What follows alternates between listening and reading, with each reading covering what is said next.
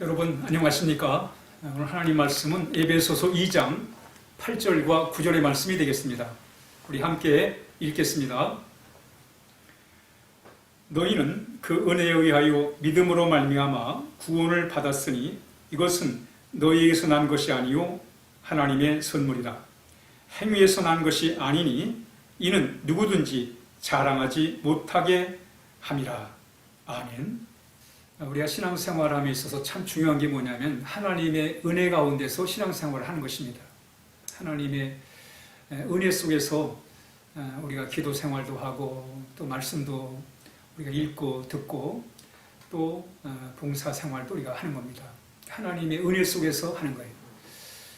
은혜란 카리스, 값없이 주시는 하나님의 사랑, 하나님의 참 돌보심, 바로 그 은혜 속에서 우리가 신앙생활을 해야 됩니다.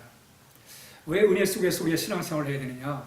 여러분, 하나님을 가까이 하려면 우리가 은혜 속에서 거해야 됩니다.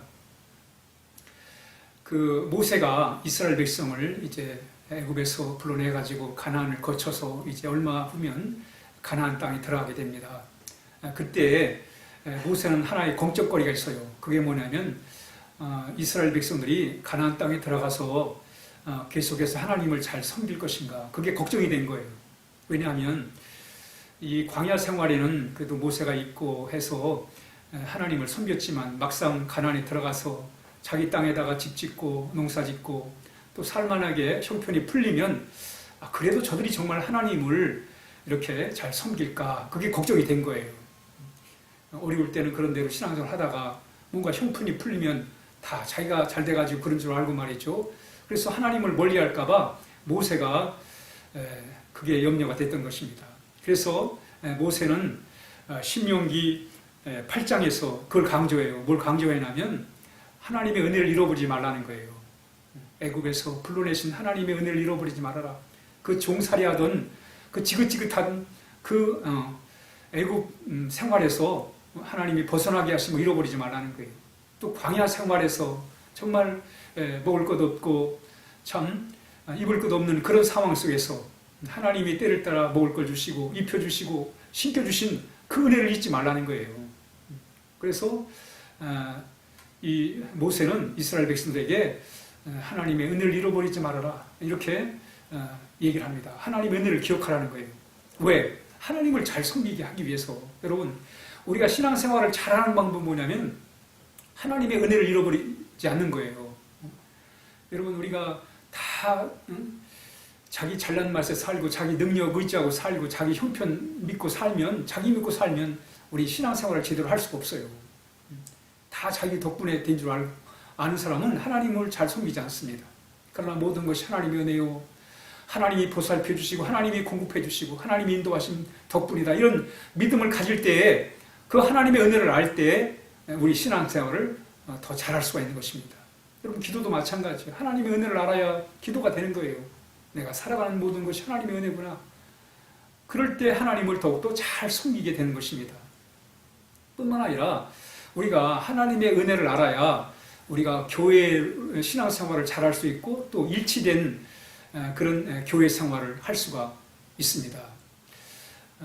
그 에베소 교회는 그 이방인들과 또 유대인들이 같이 어울려 신앙생활을 했습니다. 그러다 보니까 유대인은 유대인대로, 이방인은 이방인대로 자기들의 어떤 그런 특징들을 통해 가지고 그래서 갈등이 심합니다. 이때 바울은 교회의 일치와 또 하나된 공동체를 위해서 뭘 강조하냐면 하나님의 은혜를 강조하는 거예요. 오늘 본문이 그렇게 말씀합니다. 너희가 그 은혜를 인하여 구원을 받은 것이다. 이게 너희에 의해서 이루어진 게 아니라 하나님의 선물이다. 어떤 노력이나 또 율법을 잘 지켜서 그래서 된 게 아니라 바로 하나님에 의해서, 하나님의 은혜를 통해서 우리가 구원받은 거다. 우리가 다 죄인이었다. 유대인이나 이방인이나 다 예수 믿기 전에는, 하나님의 사랑을 알기 전에는 다 죄인이었다. 그런데 우리가 하나님의 그 은혜로 인하여 주님으로 말미암아 죄 용서를 받고 하나님의 자녀가 된 거다. 그러므로 우리에게는 자랑할 것이 아무것도 없다. 유대인이라고 자랑할 게 있고 이방이라고 자랑할 게 있는 게 아니다 라고 하면서 정말 예수님 중심으로 교회가 하나 되어야 될 것을 이렇게 강조하면서 하나님의 은혜를 이렇게 강조하고 있습니다. 하나님의 은혜를 알고 그 은혜 속에 거해야 그래야 교회 안에 일치와 또 하나가 될 수가 있다는 거예요. 그렇습니다, 여러분. 우리가 은혜 속에 신앙생활을 해야 돼요.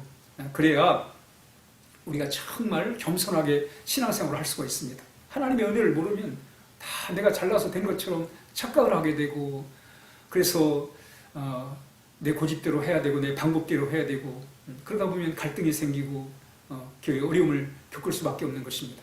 그러나 하나님의 은혜를 할 때 겸손하게, 그래서 참 낮은 자리에서 우리 하나님을 섬겨나갈 수가 있는 것입니다.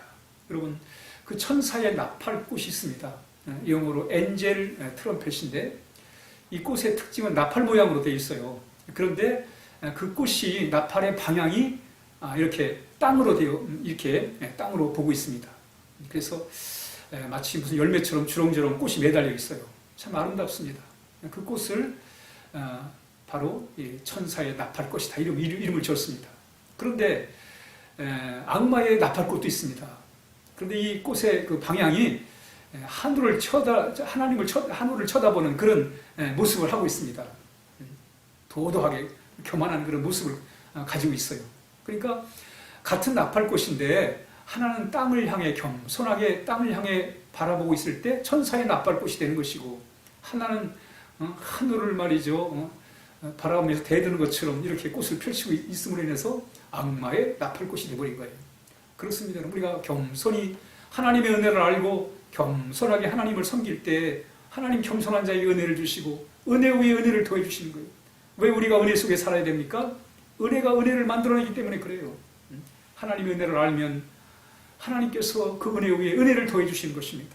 그러므로 우리는 하나님을 잘 섬기기 위해서, 또 교회의 일치와 하나됨을 위해서, 그리고 겸손한 신앙생활을 위해서, 우리가 하나님의 복을 받기 위해서 우리는 정말 은혜 속에서 우리가 신앙생활을 해야 하겠습니다. 기도하겠습니다. 하나님 감사합니다. 베푸신 은혜에 감사합니다. 하나님의 은혜가 아니고는 우리가 한순간도 살아갈 수 없음을 고백합니다. 하나님의 은혜를 알고 하나님의 은혜가 언제나 우리와 함께함을 믿고 하나님 그 속에서 강건한 삶을 살게 하여 주옵소서. 예수님의 이름으로 간절히 기도하옵나이다. 아멘.